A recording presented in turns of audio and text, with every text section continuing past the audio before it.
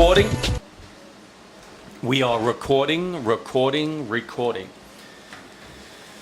It's me without socks. Without socks today. You don't need socks. You know, I've been listening to those things. When no socks. About being grounded. And what's funny is that, well, you'll learn that because now you're going to be going to, hopefully, to trade school to learn to become an electrical engineer, which is a wonderful, wonderful thing. And we lost some of you, Tuna, from the YouTube thing. Also because I leaned back. Yeah, but I don't want you to be uncomfortable either. I don't want you to be uncomfortable while we're doing this. So, again, folks, we're here. It is the Everything and Nothing podcast. Nothing podcast. So conversations can be from, I don't know, from schoolyard box lunches, bag lunches, to, I don't know, do you wipe front to back or back to front? You know, it depends on your mood. But that's, I'm always here with my trusty buddy, Mr. Tuna. The first hour of us talking was a pretty detailed conversation about wiping. And I was like, this is like 45 minutes in. 45 minutes. We've been working this out. There's a lot of people out there that don't know how to do it. Yeah. They now know. Yeah. But once again, folks, my buddy Tuna. Howdy. Always a pleasure. Always a pleasure. The conversations we have here are pretty intense and tend to get a little funny from now and time. We try not to take too many things too seriously because it doesn't get you anywhere. And we'll see who the sponsors will be today. We're going to be talking a little bit about everything. And today, I think because I've been watching for years, Tuna, Jeopardy, and I love the show. I love Jeopardy. I love the fact that it's a thinking man's game. But I also like Wheel of Fortune because Wheel of Fortune's good. Come on, problem solving, great, right? For everybody, especially people that guess wrong. Come on. Some of the greatest moments. The one dude that when they spelled out Achilles and he said Achilles. Come on, you can't get any better than that. Imagine, there's 500,000 people just watched you. Yeah, he made that went viral. That's gonna be a meme forever. You're gonna be that guy. You're gonna be stuck there just saying that word for infinity. That's all you're remembered for. Achilles heel. Yeah, they're really good. I like Jeopardy too. Which one's the one? Alex Trebek is the one. Alex Trebek is Jeopardy. What's the Price is Right? What's the one with The Price is Right? Oh, well, Drew Carey's the new guy. does it now. The old guy that used to do that was who? My favorite in the world. And now I can't even... It's not Bob Barker. Bob Barker. Bob Barker. There are some brilliant, old... But you don't remember also Let's Make a Deal. Thank you both young ladies, and thank you all for watching us on Let's Make a Deal. Bye-bye, everybody. Listen, before we go off the air, you show me a thimble, and I'll give you $200, Rosemary Eckerson. A thimble, $200. Oh, you haven't got it. Well, you got a carrot over there. Show me a real carrot, and I'll give you $100. Just to play carrot, show me a hard-boiled egg. It is still worth $100 to you. $100 if you got a hard-boiled egg. $100 if you got a hard-boiled egg. Oh, who's got it? Where is it? Show it to me. Show it to me. You still get that fast $100. She says she's got one. And even if we go off the air, we'll keep looking until she finds that hard-boiled egg. Was Let's Make It phenomenal. Let's Make a Deal. Is that what the case? Let's Make a Deal was basically what the name of the show was. Let's Make a Deal. Like he would give you, he would come up to you and everybody dressed in costumes, right? Yeah. Which I love because you'd see some crazy stuff, and everybody dressed in costumes, and he would pick you for something. He would say, okay, do you have 3 rubber bands in your bag and a paper clip? And people would carry all kinds of crazy stuff because that's how you got to make a deal. Mm-hmm. So he would ask you for something. Yeah. And if you had it, he would say, let's make a deal. So for that, those 3 rubber bands and that paper clip, I will give you what's in this envelope or behind curtain number 1, curtain number 2, or curtain number 3. Did they take away a curtain? Did they say, if you said no, they remove 4? Well, what they would do, he would try and sweeten the deal or take away from the deal. Okay. Do you understand what I mean? So whereas Bob Barker with Price is Right, you had to play a game and win the game. With Let's Make a Deal, you just had to be willing to make the deal with him. You didn't know what was behind the curtains, nor did you know how much money was in the envelope. It could have been $1. or it could have been 1,000 or 2,000 or 3,000. It could have been anything, you know. But that was the name of the game. You know what's a strong show, bro? Who Wants to Be a Millionaire? Great show. That used to be that and the one with Howie Mandel, the suitcases. Oh yeah, one. yeah. Those are great. Those are great. Deal or games. No Deal. Deal or No Deal. Those are great shows. Like Very much like Let's Make a Deal, but just a little bit different. Yeah, a little more money involved. Yeah, I used to watch Who Wants to Be a Millionaire. Oh, I used to be a Regis Philbin fan until I figured out there was something wrong with being a Regis Philbin fan. Listen to me. And that brings us up to our topic of today. Smart or memory? Well, I mean, what's the or just difference? not Like, smart. I mean, that Smart or monkey? smart or clashing symbols together when somebody gives you a prize. That's what I'm saying. So, I watch Jeopardy, and I always think to myself, You want to turn the volume on this down? Because I'm picking up on the mic. oh, picking up echoes. Yeah. So we're gonna turn the volume down on this. Sorry. Excuse me, I gotta put on the spectacle just goggles. so later when you Yeah, so we'll you might just hear it. we'll just mute this. And it's done, no sound. Yeah. So that brings up the discussion for today. You know, smart or memorization. You know what I mean? I always think about those things. And do they go hand in hand, or is it just the fact that your ability to memorize things gives you the persona of being smart? You know, and like Matt Damon said in the movie, you like apples? How do you like them apples? Do you like apples? Yeah. Well, I got a number. How do you like them apples?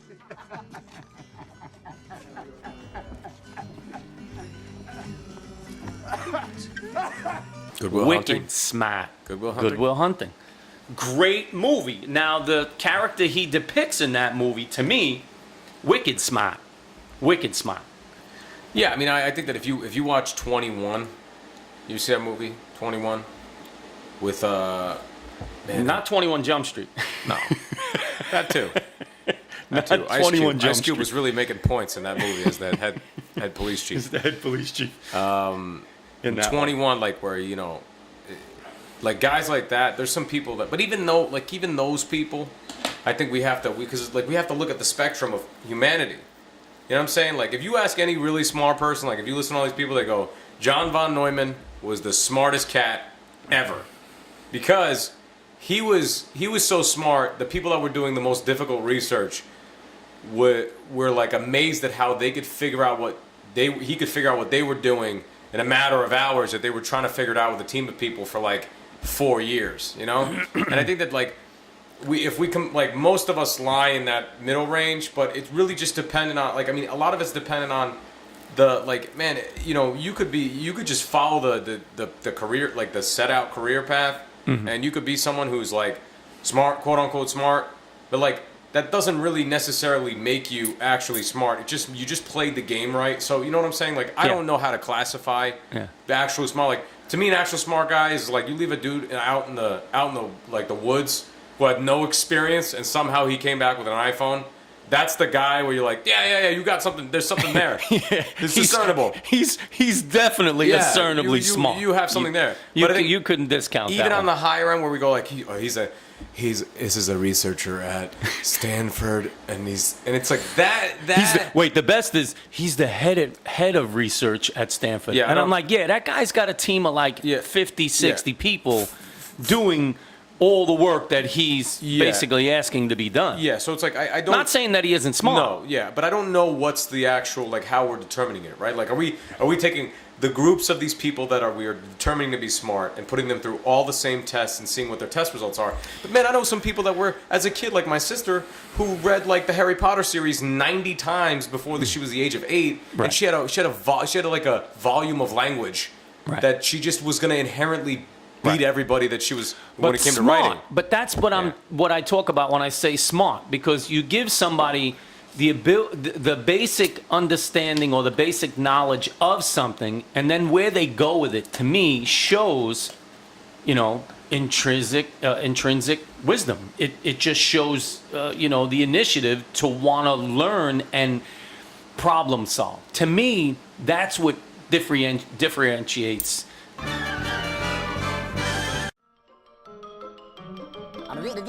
That's all, folks. people between just knowing information and being smart enough to problem solve. To me, that's smart. Everything else to me is just basic memorization, and that's where I really do stop people a lot of times when a thing like Jeopardy does come up. Where basically you're asking people questions based on what their memory bank is, based on, okay, do you know when was the War of 1876? No, but I mean, there is it was in some- 1876. But there is some difficulty in how that actually works. Do you get what I'm saying? To be able to pull from a vast source of information is actually quite impressive. Extremely impressive. But would you take your neighborhood diner waitress who knows how to, or waiter who knows how to memorize an entire menu, which may have 200 items on it? Would you say, or would you put them on Jeopardy and say they're smart enough to be on that show? No, I don't. But I just don't know how. Like the things. There's two very different scenarios in the sense of like that diner waitress has to know those. It's dependent on her survival to know those. Do you know what I'm saying? Yes. As in the guy who's really into Jeopardy or whatever it might be, it just could be a guy who's just blessed with immense ability to just focus on absorbing just as much information as possible. Whether he can use it or not is really. Right, because to me, that's what I'm saying. That's Like, problem solving.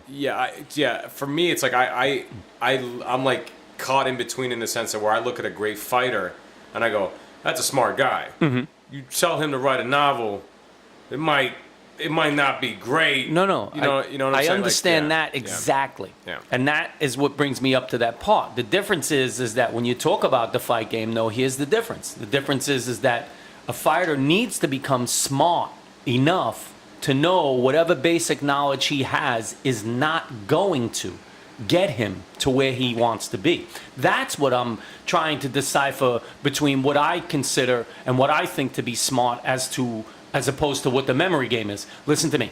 You can go on a gym floor. In MMA, you can go to a boxing gym and you can have a trainer teach you the basic moves. 100 of them. 100 of them. And then you practice them every single day, exactly the way they told you and showed you.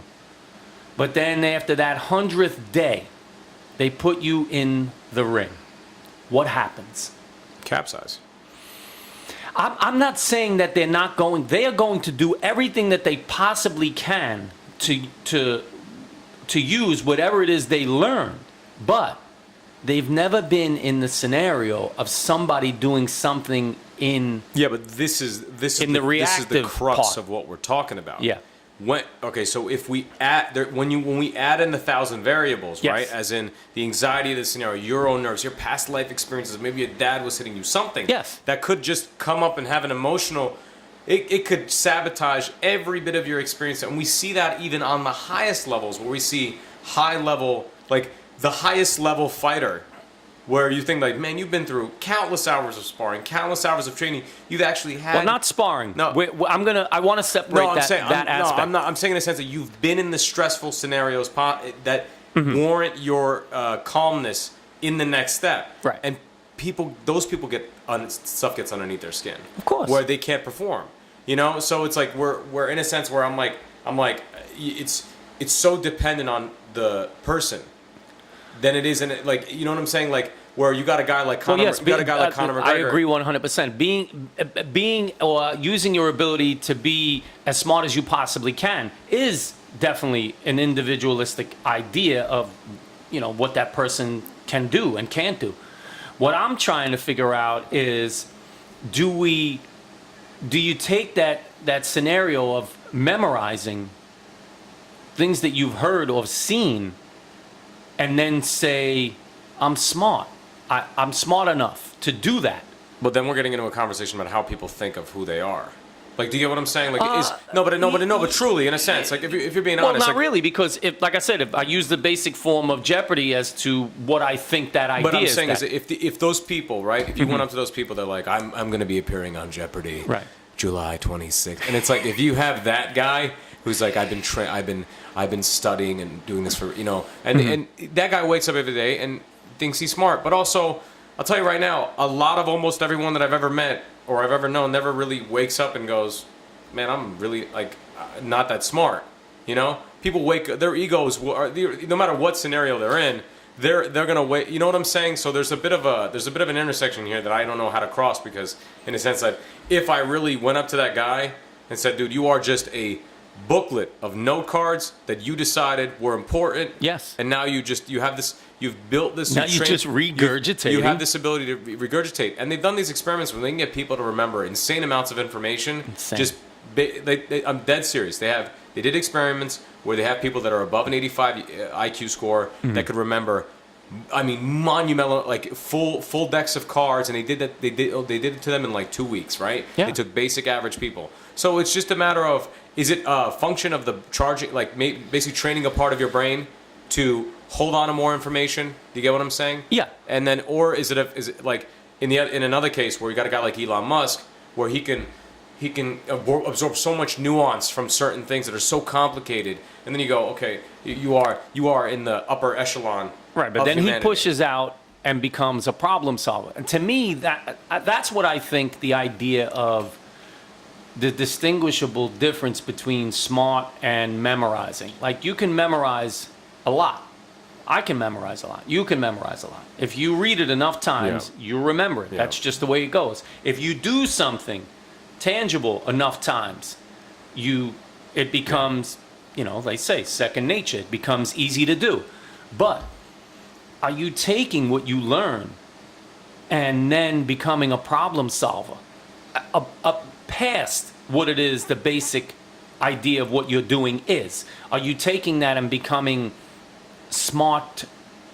I would say smarter rather than Yeah, I mean, it's almost like you're like we have this, the Morse code, and then somebody took that and make the telephone, and like that's what I think to be like. I don't even want to use the word smart. Right. What I want to do is I want to have like the genius people, and then everybody else. And the reason why I say everybody else is that I don't really. You mean Pinky and the brain? That's really what it is. And the reason why I say this is that I go. Tom Brady's my favorite football player. LeBron James is my favorite basketball player. I love them. They are masters of their craft, and they literally change the way that the game is being played. But I am not going to sit there and say that they are some genius level intellect.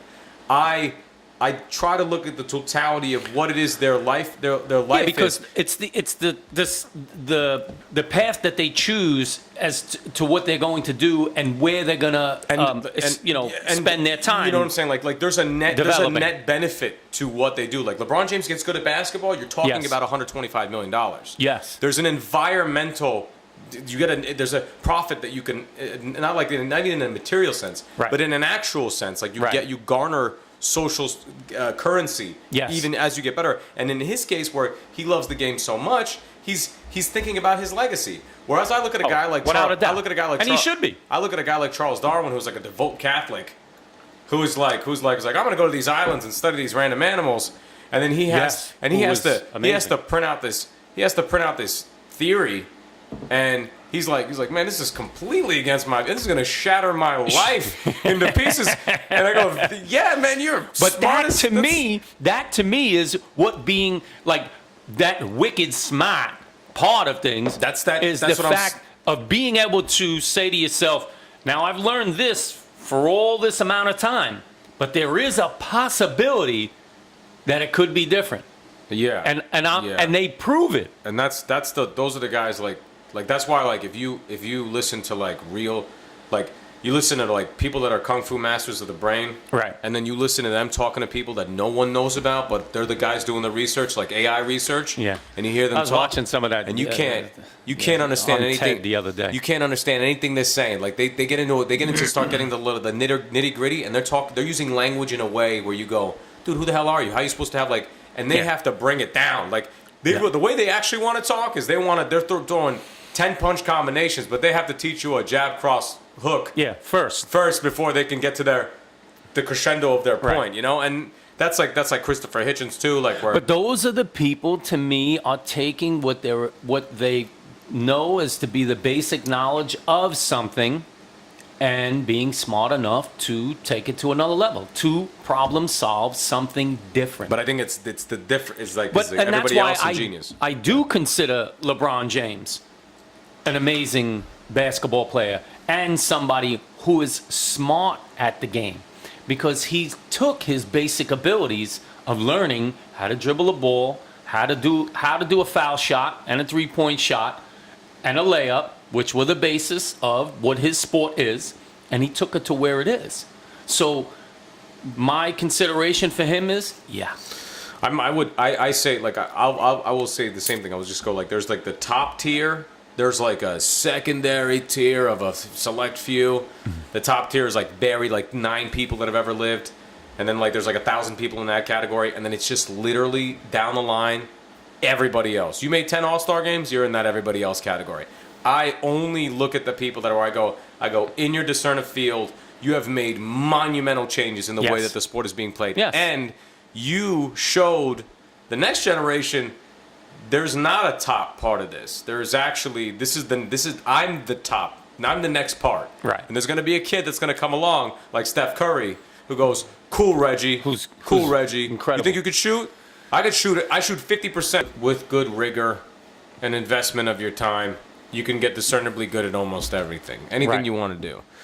But for me it's like that's where the line has to be. That's where the line has to be drawn. Where we look at people that are smart. Where you could just be some guy who's just into playing the guitar, you know. You're just into that. I don't know if that's like there's people that I know that are into things that are the dumbest people that I've ever met, but they have this ability to play the saxophone. Where you're just a guy who he's like, "That's just what I like to do," and you're like, "All right, so you're not the smartest guy in the world, but you spend enough time doing this, and now you're actually good at it." But that one person has tapped into that part of their brain that sends that signal that says, dig this. This is going to be amazing. No matter what. That, to me, is being smart. That's why I say, the learning abilities of how we all learn really does play a big part in that. So, are you the type of person that has good hands-on learning experience? Very tactile, very hands-on. And that could be anything. It's funny, like, people think hands-on training is always blue-collar, right? You can build things, you can fix things. No, hands-on learning could also be computer knowledge. Could also be that they just need the basic idea of, okay, show me where the beginning, where it starts from here, so I can take it to where it needs to go, in my mind. So in other words, I need to be shown first physically for me to get an understanding of how I can take it from that point. Yeah, that's the thing. It's like most of everything we see right now is built on the backbones of people that were immensely creative with the limited amount of resources that they had in the time that they were born in. Right. This guy came up with electricity. Guy goes, "Cool, I'm going to make that into alternating current." That guy goes, "Cool, I'm going to make it into a PC in the 1960s." Right. And so on and so forth. Right. This is the thing, is the word is tricky. Can we look at the people that came up with the idea first, the people that originated with the idea as the smart ones, and the people that had the subsequent technologies during their time to actually execute the ideas, and then almost maximize the potential of those ideas with the new technology that they had? Right. There's a how do we even discern that? Because in a sense, like, well, we had to have the Da Vinci guy. We also had to have the guy right now. We have to have the guy right now who built on the technology of an idea from the past. You get what I'm saying? Yes, I agree 100%. It's like it's super. But both groups are smart. Yes, but you couldn't have somebody.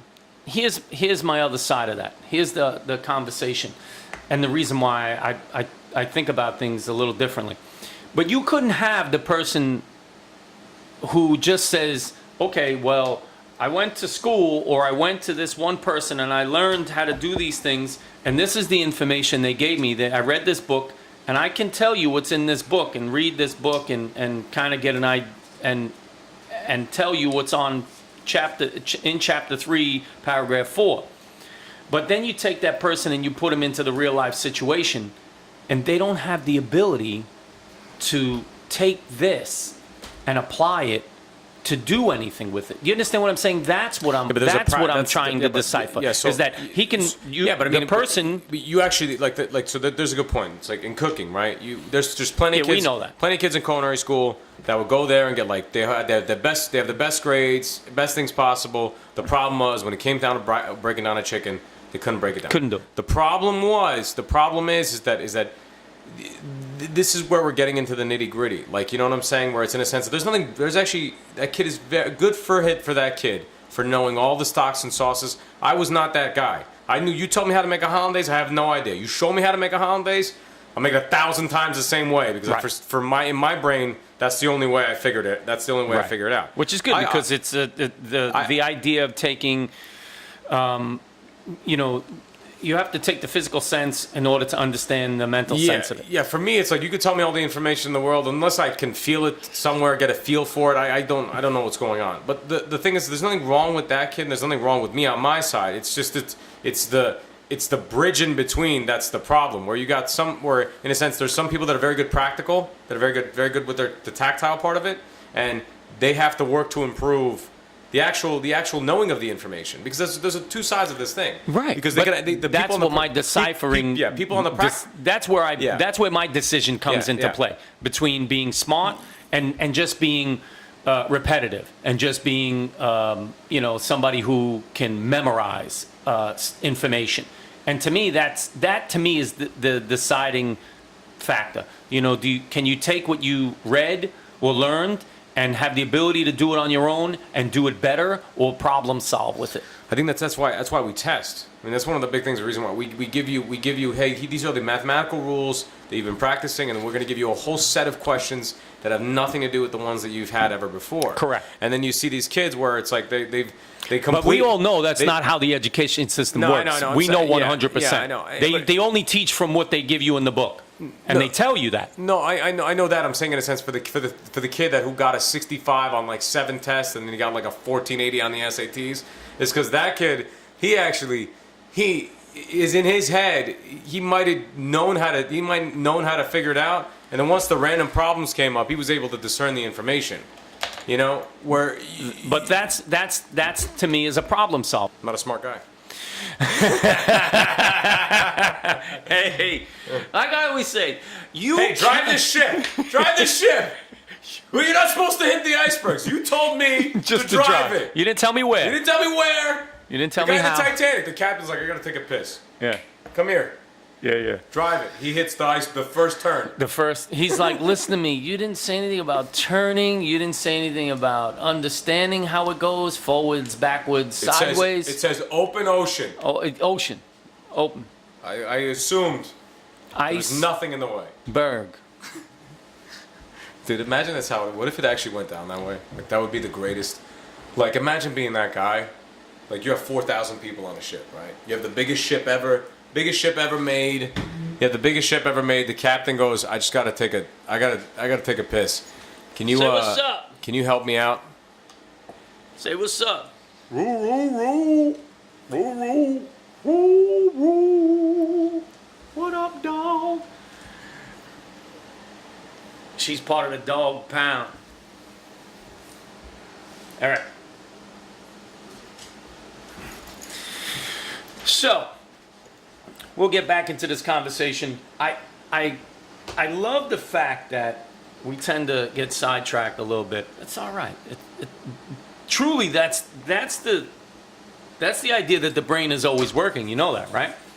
That you have the ability to go off track and think about other things and be smart enough to multitask and do all those other things. Even being a little forgetful is a true sign of thinking, because when you're truly thinking about something, it takes over your thought pattern. It takes it over immediately, and you know, we talk about people sometimes, right? We say, oh, that person's a scatterbrain. You know, he can't stay on one subject or can't do one thing for too long. But actuality, that's really not even that accurate, because if you have the ability to do many things at one time, that means your brain is working constantly. Yeah, I don't know. I think that if you just, you know, some people like to just focus on some mundane stuff for a while. It just like doesn't interest me. But like, I think that it really depends on the person to person. You know, like No, yeah, no. it's like a like you know like I like definitely get me that part. like there's like you know what it is. There's like kind of like a give and take here. You know, someone who has a scatterbrain is allowed to focus on a lot of stuff may actually lose some of the benefits of actually just having being able to focus on the nuance. Ability to take something from start to finish. Yeah, they might lose some of that. But on the other hand, the other person where they might not be kind of exploratory in a case where Right. they don't want to really, they can't really expand a certain idea out, where you got to have a guy who's a little bit crazy in the room and navigate those waters. Right. You know, And that's a sense of intelligence right there. I mean, the idea you have to be able to finish and follow through. To me, that's a full thought, no matter what. Take something from beginning to end, have some sort of focus. But you could do that with a couple of things at the same time. It doesn't necessarily have to be, you don't necessarily to be so focused on one thing all the time in order to show intelligence. isn't that an ability of management? Yes. Like in a sense of like your self-management. Yes. I stop task A at this position. I know exactly what's happening. So but you can call somebody a scatterbrain, but in the meantime, somebody who's time managing and they're doing so many things during the day, That's you're what like, oh my goodness, that person has got their shit together. And I'm like, man, not really.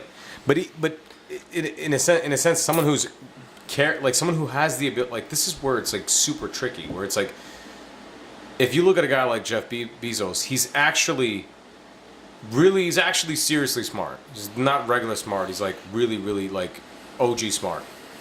The thing about him too is that he actually has the hyper efficiency thing down too. He's not actually a guy who's just like, there's a marker, and just Yeah. draw. Let's just throw it and see where it It's not lands. that at all. He's actually hyper organized, hyper efficient, which leads to him being infinitely more productive than everybody else around him.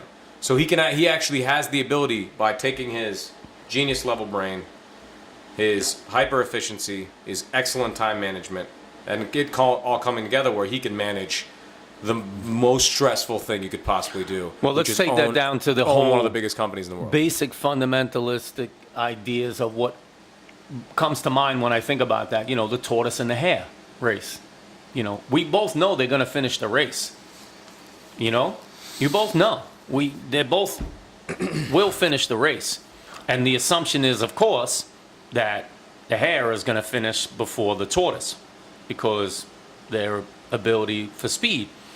But could it be the idea that that hare just thinks that I'm fast enough, I could start the race anytime I want and beat that tortoise? But we know it's not true. And if the hare stayed on track, boom, they'd be finished with the race way before the tortoise. But because the hare thought, well, I got this, I'm going to work on 10 other things and I'll still beat the tortoise. Yeah, I just think it's like, for me, it's like I look at smart people, and it's just it all boils down to like it's their ability to use time. Yeah. All around the board. Like every single person that I know who I deem to be not smart on like a grand scale, but just smarter relative to me. Well, smart at what they do anyway. Yeah, like just really, they all have the same thing. They have an amazing ability to use time, and they use it to they're like I'm going to the gym at 1 o'clock. I'm doing this at this time, and this at this time, and this at this time. I'm gonna get it done. And there's really no feeling about it. They just do it, and it ends up leading to this point where they have a whole new bathroom in their house. And that's the difference that I find in like where I have, when someone says to me, like, you know, people say, like, you know, they say crazy things. They're like, oh, you know, you got a good head on your shoulders. I'm like, that's a great thing to say to somebody, but if you don't have the time management skills along with that, it means nothing. It means nothing. Because the day has to be managed in a way where you could maximize your potential. And you could take someone who's maybe doesn't have that many grand ideas, but who can actually maximize his potential in the sense that, like, I know where I'm going to be at 8 o'clock. I know exactly what I'm going to do. I'm going to get everything done that needs to get done.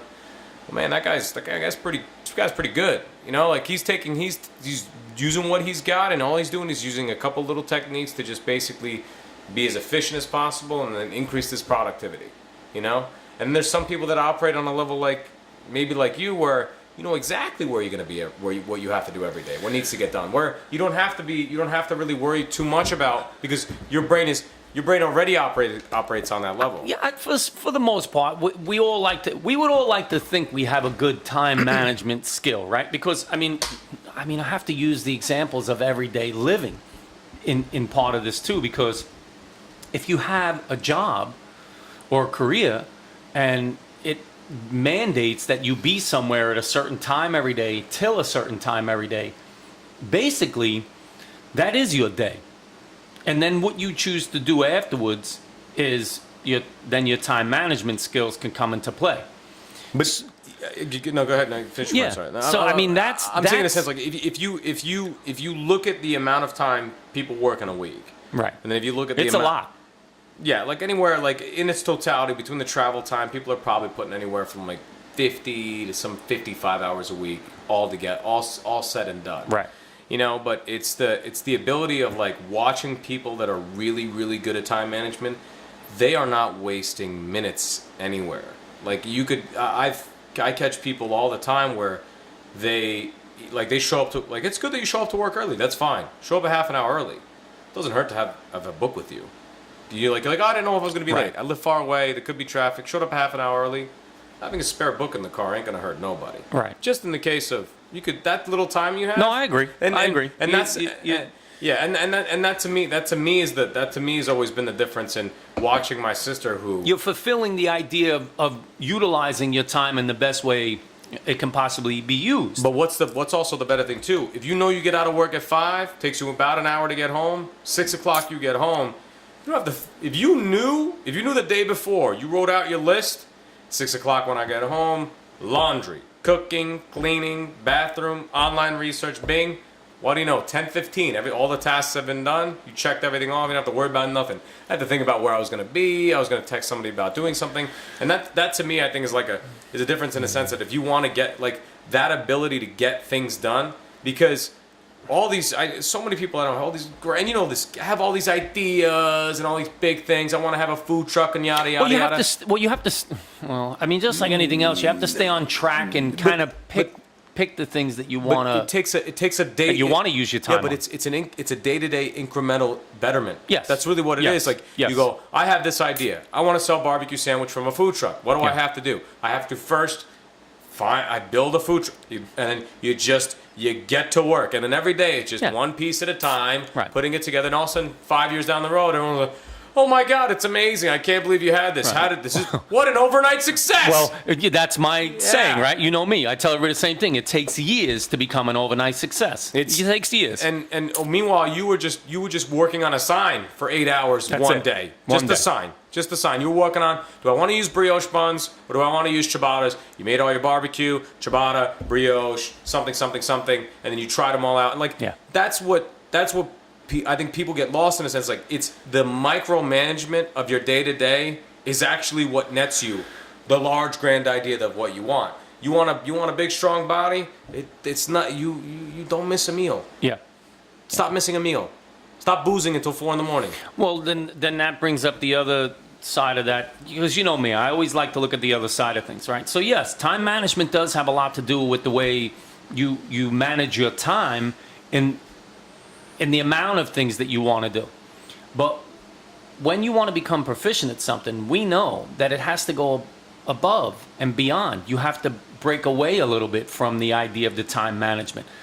For example, you know, LeBron James, Derek Jeter, you know, didn't become who they are because they said, okay, I'm going to go to school every day between these hours, and I'm going to And then afterwards, I'm going to go to practice, and then I'm going to go home, and I'm going to go see my friends and my girlfriend, and I'm going to go hang out, and I'm going to go to parties, and I'm going to go do this, and I'm going to go do that. They didn't.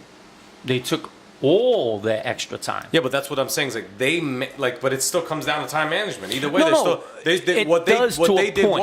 was that no, I'm going to wake up at 5:15 every day and Right. shoot 1,000 shots before I go to school. Yes. And when I go to practice from 6 to 9, I'm going to stay in the gym from 9 to 12 and do whatever I got to do. Right. Where nothing else mattered in their day except for those tasks. Right. And you know that very well. If you really want something to happen, if you Yeah, want you have to- if you want a 500-pound squat. Well, Yeah. what do you have to do? You have to put in the actual physical time Yes. to get any of this stuff done. But even in LeBron James' case, it started with a shot. It started with course. doing, and same with Kobe, it started with hundreds and hundreds and hundreds of shots. Of course. To a point where LeBron, they asked LeBron how, that was a crazy shot you took. He goes, every shot on the court is a practiced shot.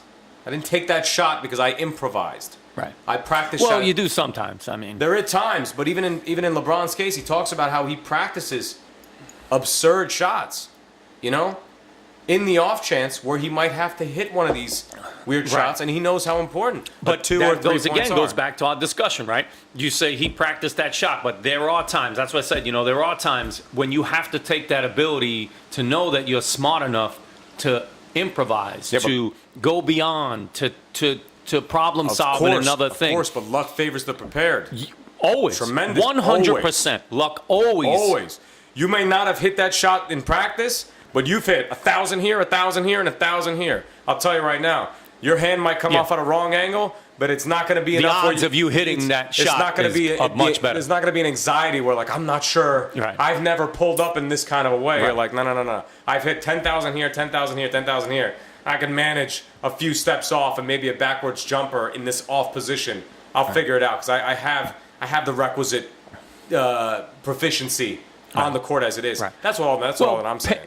Yeah. A lot to do with that is paying attention and thinking for yourself. And that's why I like the idea of learning, because me, that's my thing.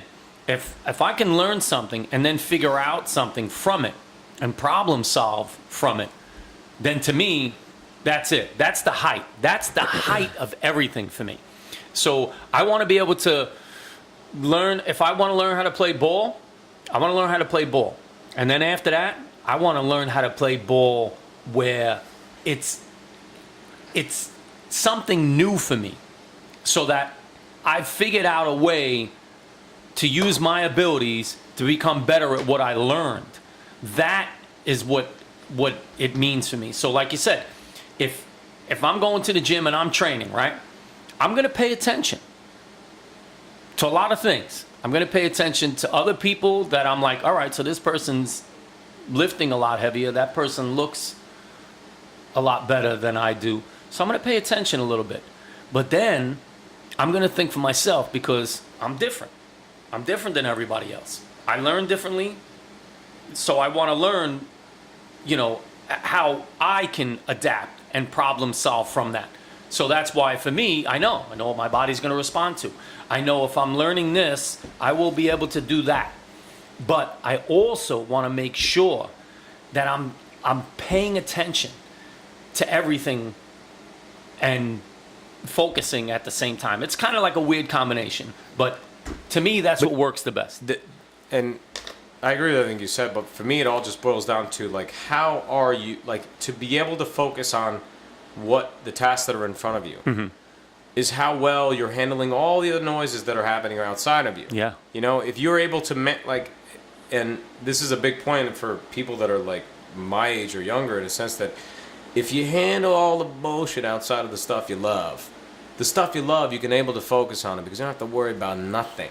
Don't have to worry about, I didn't do this, or I didn't do that, or I didn't handle that bill, or whatever it is. You clear up all those noises.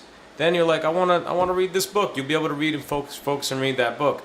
And to me, what I just keep going. I keep harking on the same point. It all boils down to me of how well you are using your time. If you're able to maximize your time on a day-to-day level, you can get anything done. It's just really not. It's really not. It's really not. Because all the people that I see that are successful, all of them, are taking everything incrementally. Time management. Inch, But it goes, inch by inch by inch. Inch, Inch yes. by inch. They're taking you that have road. to. You Yeah. have to. In order for a task, and I don't care what it is. I don't care what kind of task it is.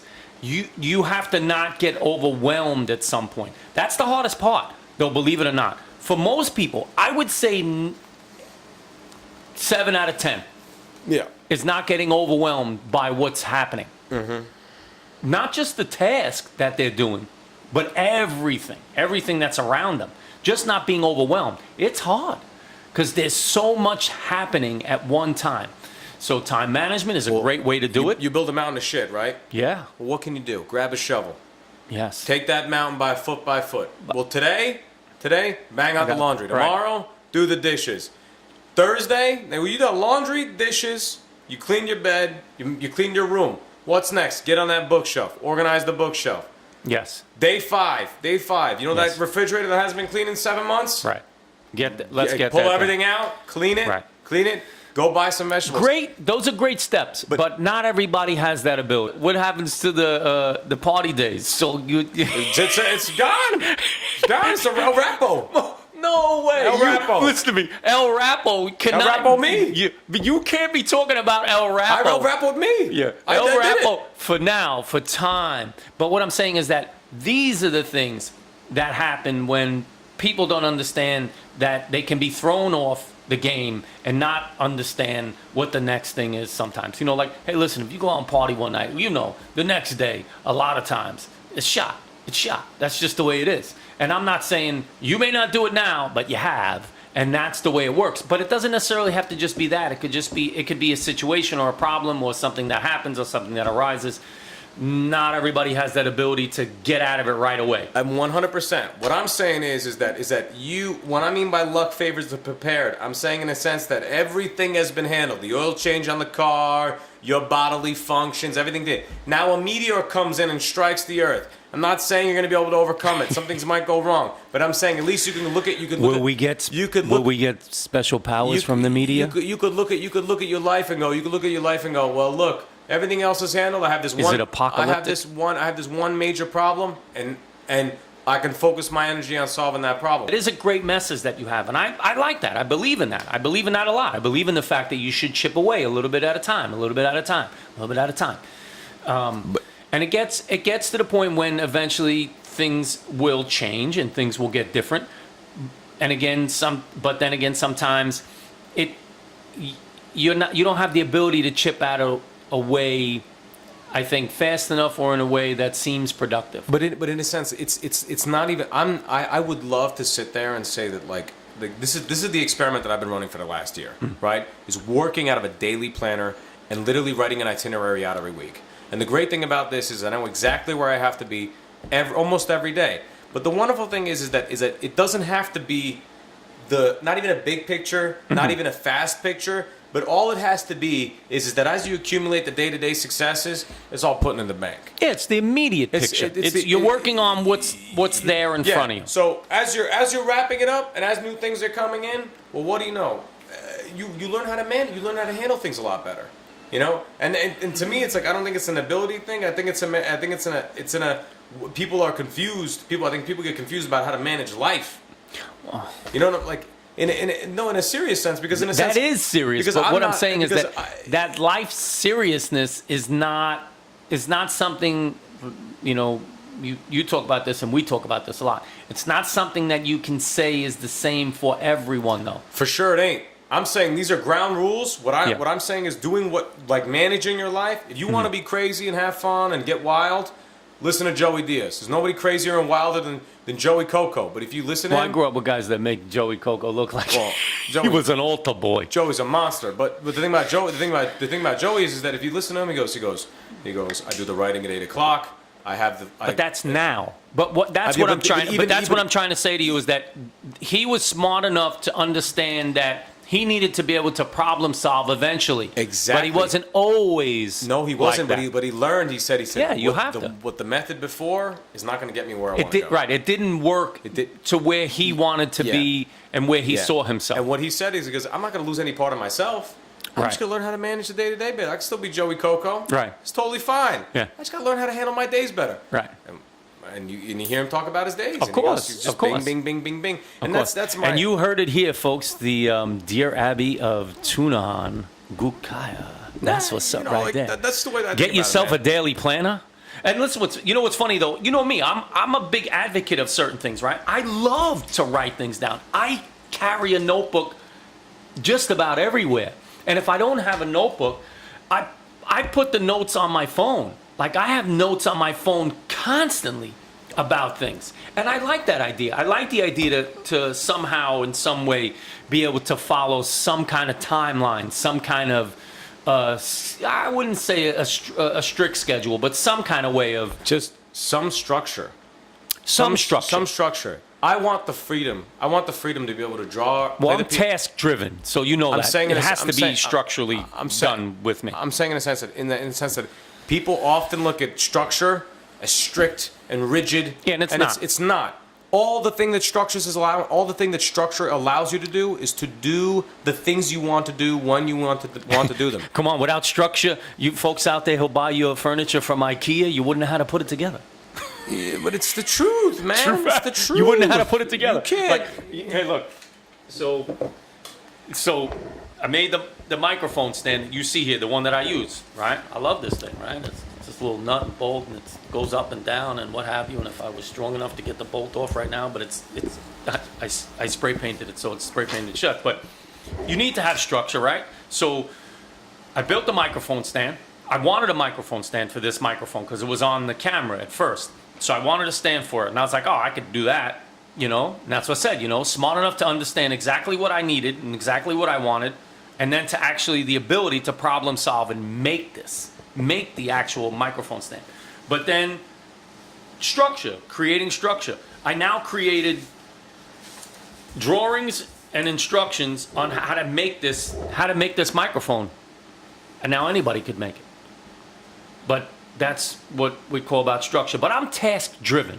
It's very hard for me. Yeah, but Shannon, you set minor goals. Yes, you set minor. intermediate goals. You set major goals, and you attack the major goals through the conquering. Well, as best I can. No, but you attack the major goals through the conquering of the minor goals.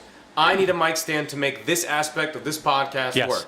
What am I going to do? Well, tomorrow I'm going to figure out how I can mount this thing on this thing and make it adjustable, and it's going to be at my perfect height. Well, that's a minor goal, and underneath as a subcategory of a major goal of maybe making the podcast sound a little bit better than what it was sounding. And this all boils down to, like, if you did the dishes in your kitchen when they were dirty instead of letting them accumulate over a week, as in instead of having to build the set and everything and figure out the camera and all the Facebook Lives not working and having to do all that instead of just going, well, today is fix the mic problem day and tomorrow is bing, bing, bing, bing, bing. Yes, time management. And it boils down to time management. It's like where, well, I may look at my itinerary and I might get 80% of it done. The week has been a success. I'm no perfect. There might be a variable day. I might want to go to the beach. I might have a beer with a friend. That's completely fine.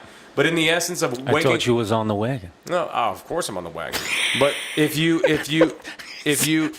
which wagon are you on? I'm on the clean and fun wagon. Don't listen to folks. Believe me when I tell you, don't let him portray this idea of him being Mary Poppins. I will never be Mary Poppins. I'll just tell everybody right now. I just don't roll with it. But anymore. It's the Oh wait, I didn't even notice that I could put this under here. Yeah. Hold on. That works out better. Oh, so it doesn't pull. Problem solved. Don't even say that.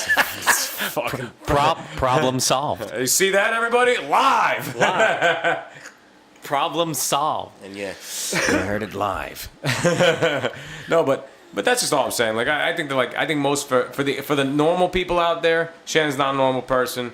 The other people that I know, they're just not normal people. For the everyday guy, just knowing broadly. Well, it's a good way. It's a good starting point. It's the best starting. It's a truly good starting point because if you do, I always say this, and I say this because if you write something down, you have an immediate feeling as to I should get that done. I should just get it done. It doesn't. I don't have to finish it today. You know what I mean? But I should just get it done. Look at your house. You got mold growing on everywhere, and you're telling me you felt like going to Fridays. Clean the laundry. You have to. It just allows people. Sometimes we just need a break, though. I feel you, dog. Tuna and I love these discussions. You know what I mean? We started out today, you know, and I'll end the podcast. I always end the podcast, you know, saying something about what the topic was. And maybe we'll get back on the topic. Maybe we won't. But again, that's what makes this podcast what it is. It's about everything and... Just about nothing. Yeah. Yeah. It should be like, you know, like everything and like in really small letters, just about nothing. Yeah. You Just know. to confuse everybody. But, you know, I want to say thank you for everybody, you know, for tuning in to the live feed, because that really helps too. Love that fact. Please leave comments. You know, if you'd like to hear us talk about something, or you have a topic that you think is a good discussion, by all means, you know, give a shout. You know, leave a comment. The podcast is going to grow. We know that, right? And we just want to make sure that we're staying in tune with you guys out there. Tuna and I, we like to talk about very unusual topics, and you know, who knows? Maybe the next one will be on. Is there any intelligent life form out there? And I don't just mean in outer space. Is there any intelligent life form right here on this planet? Which I find highly unlikely. But thank you for, you know, subscribing and tuning in and leaving comments and being part of this whole thing. You know, podcast is going to grow. You know, I'm hoping, what the heck kind of... Hopefully is. I'll tell you right now. What's hopefully? In my vast second grade vocabulary, hopefully is not a word. We're actually going to change the title of this podcast to Hopefully. Hopefully. Because hopefully is hopefully and It's just abbreviated. That's two words that never came together. Never, ever. Hopefully. But hopefully this podcast is going to come together, and hopefully we're going to keep growing it. That's what our plan is. We'd like to get somebody on here with us maybe next week. You never know. You know, that would be kind of cool. Yeah, you know, that'd we'll be see fun. what happens. We'd like to get maybe we'll pick somebody. What I'd like to do is maybe I can take a seat at the head of the table, and we get another person. You know what I mean? I kind of down. like that idea.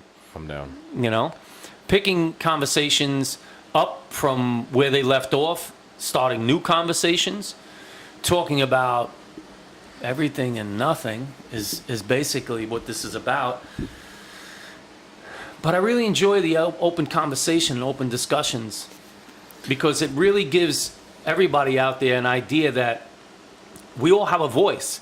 And nowadays, with technology and the ability to have something like this and talk about whatever it is that you want to talk about is so important. We all have to be aware of this, that we all have a voice. Yeah, I mean, for me, it's just all boils down to the same thing. I'm super selfish about stuff like this in the sense that this allows me to, how can I say this? If let's say I'm baking a pie of an idea, this is sort of just like putting that pie in the world, and then just seeing it every week.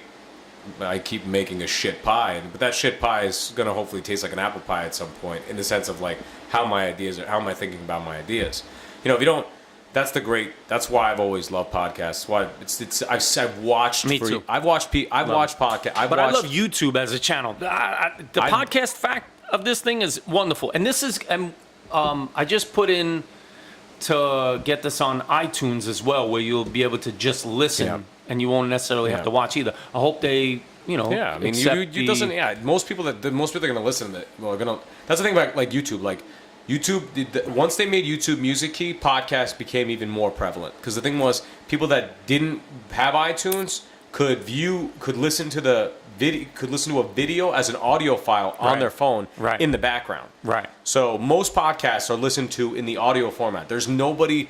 I mean, I will watch. Okay, there's a couple podcasts. There's a couple I will watch. The Joey Diaz ones I will watch because Joey Diaz animated. Joe Rogan I watch. And animated. Most of Joe Rogan's ones I don't watch. I don't watch most of the podcasts. I don't watch them. I watch very few of them because you're just listening to it as if it's a radio show. But you know what's funny? We're talking about listening and audio and video, you know, because they're two different things. You can hear changes in tones in people's voices. And here's somebody I'd like to get on our podcast too. I grew up with this woman named TONYA REIMAN. And she's I don't know exactly what she first of all, she's very intelligent, and we went to high She's school smart. together and junior high school. She's smart. Like, you know, when we talk about smart before, she's wicked smart. So Tonya she's a people reader, and she's been on numerous television shows and Fox and all these news things. She reads body language. Oh yeah, you gotta see. No, she it's like I love great. that kind of It's stuff. an amazing. There's some people that can drop dimes. Yes.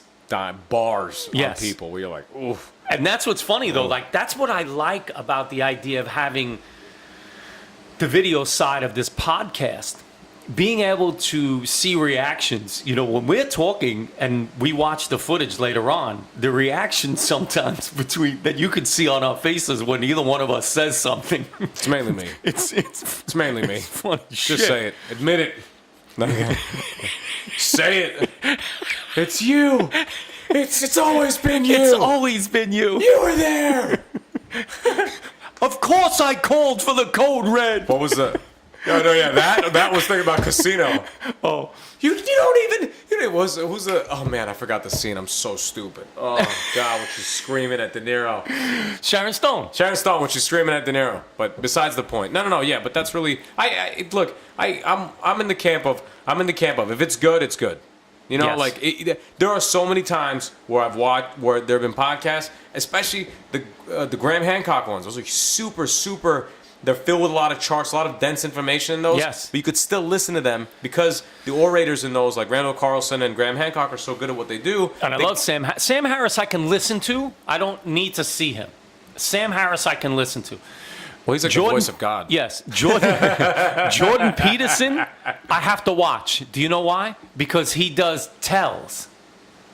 You know when he's thinking. And I love that. And Well, Sam, I could. that's the mark of intelligence. I've seen Sam's. There's another mark, you know, and I talk about it, right? So there's a mark of intelligence. When you can watch somebody, you know, Jordan Peterson does that whole lobster thing all the time with his fingers. But you can tell when he's really when he's thinking about what his response is going to be, because he's really processing the question or the information that's coming at him. He's processing. Yeah, well, he's trying to. Because he knows it's a complex problem. That's the thing. It's like when you see heavyweights in a conversation hitting each other, you understand. Like they have to respond in a very careful way. Like if you watch someone, I'll tell you right now, go online and watch people trying to debate real intellectual heavyweights that aren't supposed to be in that, not even in that room. They're not even the same species. And you see them, they make one slip up. They make one error. They go 50% of people, and they go, and they already know that Sam Harris is sitting in there like he's on the ropes. He's on the ropes. Well, he's sitting there, and he just comes back. Bing! There's a left hook. Down. Talking about fights, and here's something that kind of upset me the other day, right? So I turn on the MSG channels, right, and they're having a discussion about the fight game, boxing. Yeah. And who do you think is on this panel? Mickey Rourke. And I'm like, Mickey Rourke is talking about like all-time greatest fighters, and I'm like, wait a minute here, folks. He's a fighter, right? What? Okay. Listen to me. He's a guy that's really good at playing other guys. I can't. Listen to me. I love Mickey Rourke. He's really good at playing other people. Listen to me. I can't even tell you how much I adore that man. I've met him twice, but I can't tell you how much I adore that man. And he did. He boxed for a little bit. But you're talking about somebody who was in the room with Larry Holmes. Larry Holmes like, I will break my fist off in your mouth. I beat his face in. You know, it's to me, it's just I found it very ironic. So now when we're but it's like talking asking- about conversations and intellect and But smart. it's like asking Tom Cruise about life. Hey Tom, Why? Yeah, because he how do played. you feel about you've? Look, I'm just really. If he was a sound character, he'd go, look, I'm really just exceptional at playing other people. I don't know how to be myself on a day to day. Here's a subliminal message for Scientology. Yeah. It's really. But they ask him like, Tom Cruise, you and your successful career. He goes, no, I'm really good at impersonations. Solid, the best. Yes. You seen Edge of Tomorrow? That's a great movie. A Few Good Men. There's some great Tom Cruise movies. But to go to Tom Cruise and go, hey man, tell me how you feel about life. I would never ask that person. He's a crazy person. Not a regular person. You guys got to ask the guy who's been an electrician for 40 years. Be like, hey man, how you feel about life? man, honestly, you have a nice family, you have some kids, have some good times. The whole thing's a wrap. It's having a good time, you know? Yeah. You can't ask the guy at the top of the tower, how do you feel? Oh, it's all great. It's great. Doing 7 more projects, getting another fucking trailer. They just sent a truck over and it's filled with money. Yeah, the next movie I'm doing on an asteroid. You don't want to ask that guy. Not a regular person. And they just sent over a van full of money.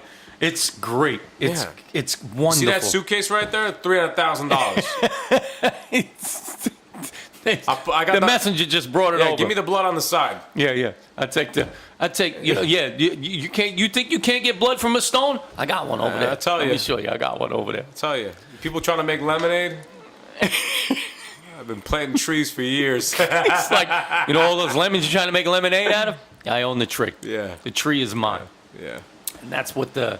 Yeah, I don't know. I think it's all, I don't know. I'm in the camp of I enjoy...